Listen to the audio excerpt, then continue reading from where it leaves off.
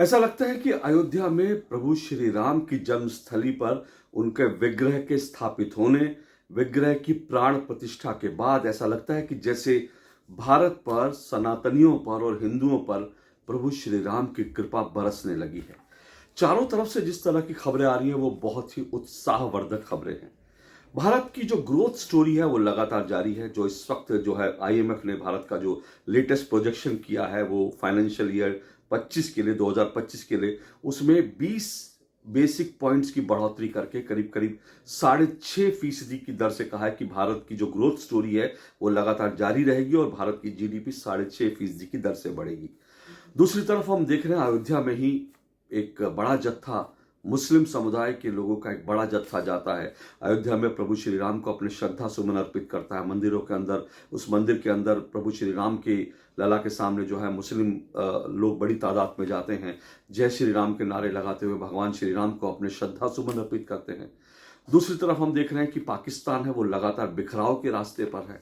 वहां पर जो कुछ अभी बलूचिस्तान से खबरें आ रही हैं, वहां बलूचिस्तान लिबरेशन आर्मी ने कई जगह पर पाकिस्तान की जो टेरिटरी है, जो बलूचिस्तान की टेरिटरी है जिसको पाकिस्तान अपना क्लेम करता है, कई जगह पर बाकायदा बलूचिस्तान लिबरेशन आर्मी ने कब्जा कर लिया है। कई भूमि जो है उनके कब्जे में आ गई और पाकिस्तान एक बार फिर से अगर बिखराव के रास्ते पर एक और बांग्लादेश पाकिस्तान में बन जाए, कब बन जाए कहा नहीं जा सकता। ये सब चीजें तो होंगी, लेकिन एक बड़ी जीत कहाँ मिली हिंदुओं को? एक बड़ी जीत अब ज्ञानवापी जो काशी में है, काशी में विश्वनाथ मंदिर जो परिसर है उसके अंदर जो ज्ञानवापी जो मस्जिद है, जिसको मस्जिद क्लेम किया जाता है, हालांकि उसका नाम ज्ञानवापी है, यानी ज्ञान का कुआं, इसको लेकर, इसके नाम को लेकर भी एक विवाद है। लेकिन आज उस विवाद को मैं छोड़ देता हूं। लेकिन मोटी बात क्या है कि जो अदालत ने एक बड़ा फैसला सुनाया है, उससे हिंदू पक्ष जो वहां लगातार संघर्ष कर रहा था उसको एक बहुत बड़ी जीत मिली है। आपको मालूम है अभी पिछले हफ्ते ही एएसआई ने एक अपनी सर्वे रिपोर्ट दी थी।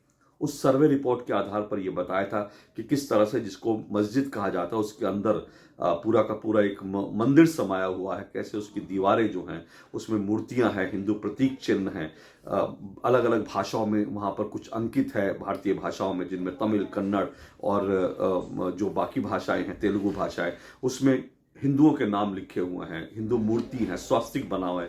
ये सब चीजें एएसआई के सर्वे में सामने आई थी, जिसके बाद ये तय हो गया था, जिसके बाद ये माना जा सकता है कि वो दरअसल वो जो ज्ञानवापी है वो एक मंदिर था। उस मंदिर की दीवारों के ऊपर ये गुंबद बना के उसको मस्जिद का स्वरूप देने की कोशिश की गई।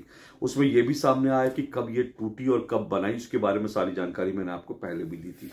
लेकिन अब जो बड़ी जानकारी आई है, जो बड़ा वो मामला आया है, वो उसकी तुलना हम उस दिन से कर सकते हैं जब अयोध्या में दरअसल ताला खुला था। अयोध्या में ताला खुला था और हिंदुओं को वहां रामलला की जो मूर्ति थी उसकी पूजा करने की अनुमति मिली थी। ठीक उसी तरह का एक बहुत बड़ा फैसला यहां पर कोर्ट की तरफ से आया है, स्थानीय अदालत की तरफ से आया है। इस फैसले को समझने के लिए मुझे नहीं मालूम आप में से कितने लोग काशी विश्वनाथ मंदिर में दर्शन करने गए हैं, लेकिन अगर आप लोग गए होंगे तो आपको याद है जब नंदी जी, जो मुख्य नंदी जी जो हैं, जिनको बताते हैं प्राचीन नंदी जी, वहां पे आज भी स्थापित है। उनका मुख जो है वो आपको मालूम होगा किस तरफ है। उनका मुख जो है वो इस वक्त जो मस्जिद का स्ट्रक्चर खड़ा है उस मस्जिद के स्ट्रक्चर की तरफ है। और अगर आप वहां से परिक्रमा करते हैं या फिर आप नंदी जी के कान में अगर आप कुछ बोलने जाते हैं तो आपको नंदी जी के सामने जो है लोहे के ग्रिल दिखाई देंगे। उस ग्रिल के अंदर, उस ग्रिल के बाहर एक सिपाही खड़ा है, बंदूकधारी, और पीछे तहखाना सा दिखता है। और वहां पर क्या है, लोग जाते हैं कौतूहल के साथ, देखते हैं क्या है, क्या बताते हैं कि मुख्य मंदिर वही था, क्योंकि ये तो परंपरा है, नंदी जी का मुख जो है हमेशा भगवान जो है महादेव की तरफ होता है। तो यहाँ भी मुख जो है नंदी जी महाराज का वो महादेव की तरफ है, इसीलिए जो है जिसको मस्जिद कहा जाता है उसको कहा जाता है वो मस्जिद नहीं, दरअसल मंदिर है, महादेव वहीं पर थे। अब वहां पर जो एक दक्षिण भाग में जो व्यास तहखाना है, उस व्यास तहखाने, नंदी जी के बिल्कुल सामने जो व्यास तहखाना है जिसको मस्जिद का एक हिस्सा बताया जाता है, उस व्यास तहखाने में अदालत ने हिंदू पक्ष को बाकायदा पूजा करने की अनुमति दे दी है। तो ये अपने आप में बहुत बड़ा डेवलपमेंट है इस पूरे मामले में। ये मामला भी कोर्ट में चल रहा है, अलग अलग इसमें पिटीशन लगी हुई है, अलग अलग तरह से सुनवाई हो रही है। वजू खाने की भी सुनवाई हो रही है, दूसरी तरफ के पक्ष की भी सुनवाई हो रही है। हर केस एक अलग अलग तरह से देखा जा रहा है। लेकिन अब ये जो केस है ये बहुत बड़ा फैसला है, क्योंकि इसमें सबसे बड़ी जीत क्या है इसमें? बड़ी जीत ये कि जिसको मस्जिद के रूप में बताया जा रहा था वहां पर व्यास पूजा की अनुमति मिल गई।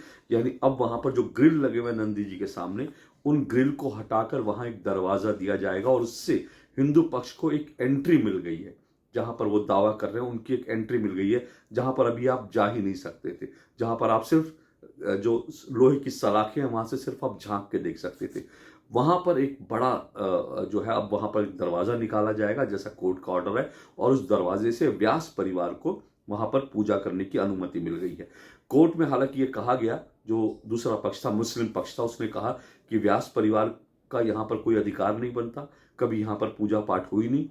लेकिन व्यास परिवार की तरफ से जो हिंदू पक्ष था और विष्णु शंकर जैन जो उनके वकील थे, उन्होंने ये दावा किया, उन्होंने सबूतों के साथ ये साबित किया कि दरअसल 1993 तक वहां पर जो व्यास परिवार है वो पूजा करता था, और 1993 के बाद मुलायम सिंह की सरकार जब आई तब उसने ये पूजा पाठ बंद करवा दिया और वहां पर बिल्कुल जो है हिंदुओं के घुसना ही प्रतिबंधित कर दिया। 1993 आपको याद होगा, दरअसल ये 1993 वही काल है जब 1992 में दिसंबर 1992 में बाबरी ढांचा जो है वो ध्वस्त हुआ था, और उसके बाद मुलायम सिंह सरकार ने जो तमाम कदम उठाए थे, उत्तर प्रदेश में उनकी सरकार आई थी, क्योंकि उसके बाद तो कल्याण सिंह की सरकार गिरा दी गई थी, फिर मुलायम सिंह और जो है वहां पर उन्होंने सरकार बनाई और कांचीराम के साथ मिलकर, और मुलायम सिंह जब मुख्यमंत्री थे तब उन्होंने यहाँ पर पूजा बंद करा दी थी।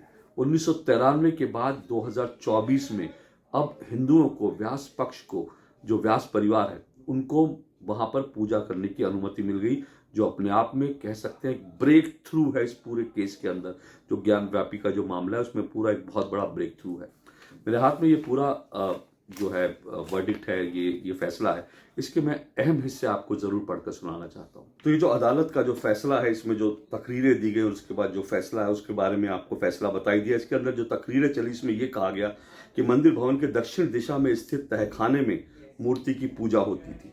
ये यहाँ पर फैक्ट रखा गया जिसको अदालत ने स्वीकार किया कि दिसंबर पूजा होती थी। माह दिसंबर 1993 के बाद पुजारी श्री व्यास जी को उक्त प्रांगण के बैरिकेड वाले क्षेत्र में प्रवेश करने से रोक दिया गया। दिसंबर 1993 में व्यास जी को उक्त उनके परिवार को वहां पर पूजा करने से रोक दिया गया। इस कारण तहखाने में होने वाले राग भोग आदि संस्कार भी वो सब जो होते थे वो रुक गए। इस बात के पर्याप्त सबूत हैं कि वंशानुगत आधार पर पुजारी श्री व्यास जी ब्रिटिश शासनकाल से ही व्यास जी परिवार उनके कब्जे में थे ये जगह, और यह माह दिसंबर 1993 तक वहां भवन में पूजा अर्चना होती रही। बाद में तहखाने का दरवाजा हटा दिया गया और उसको जो है बैरिकेड लगाकर बंद कर दिया गया। हिंदू धर्म की पूजा से संबंधित सामग्री, बहुत सी प्राचीन मूर्तियों और धार्मिक महत्व की अन्य सामग्री उक्त तहखाने में आज भी मौजूद है। तहखाने की मौजूद मूर्तियों की पूजा नियमित रूप से की जानी आवश्यक है। ये पिटीशन लगाई गई थी, और जैसा मैंने बताया मुस्लिम पक्ष ने कहा था कि ऐसा कुछ भी नहीं है, और यहाँ पर व्यास परिवार का कोई यहाँ पर नहीं था, और वादी का कहना असत्य है। ये सब उनकी तरफ से कहा गया, और उन्होंने ये भी कहा कि पूजा का अधिकार नहीं देना चाहिए। लेकिन अदालत ने अपने आदेश में साफ तौर पर कहा कि 7 दिन के भीतर, यानी आज से 7 दिन के भीतर, जो लोहे की छड़ और जो वहां पर जो ग्रिल लगा रखी है उसको हटाकर एक दरवाजा दिया जाए, एक्सेस दिया जाए व्यास परिवार को, और वहां पूजा अर्चना वो कर सके। हालांकि अभी 7 दिन का वक्त है, बहुत संभव है कि मुस्लिम पक्ष इस पूरे मामले को लेकर हायर कोर्ट में चला जाए, वहां स्टे लेने की मांग करे। ये सब एक अदालती प्रक्रिया है, लंबी चलेगी, लेकिन कुल मिलाकर ये एक बहुत बड़ा फैसला है और हिंदू पक्ष की एक बहुत बड़ी जीत है। पहली अदालती बड़ी जीत कह सकते हैं, एएसआई सर्वे के रिपोर्ट के बाद पहली बड़ी अदालती जीत है। और एक बार जब आपको एक्सेस मिलेगी तो फिर बहुत सारे चीज़ें और सामने आएंगी, और बहुत संभव है जिस तरह से वजू खाना जिसको बताया जा रहा है, जहां भगवान शिवलिंग जहाँ है जिनको फव्वारा बताया जाता है, वहां पर भी बाकायदा केस चल रहा है, वहां पर भी पूजा की अनुमति मांगी जा रही है। ये सब चीज़ें हैं जो आने वाले दिनों में, अगले कुछ दिनों में चीज़ें तस्वीर साफ होगी। लेकिन इस वक्त मेरे हाथ में जो फैसला है ये अपने आप में बहुत बड़ा फैसला है, और इसलिए मैं कह रहा हूँ कि ये ज्ञानवापी मामले में जिस तरह से राम मंदिर के मामले में ताला खुला था, उस तरह से ये आदेश अपने आप में बहुत महत्वपूर्ण साबित हो सकता है। आज के लिए इतना ही। नमस्कार।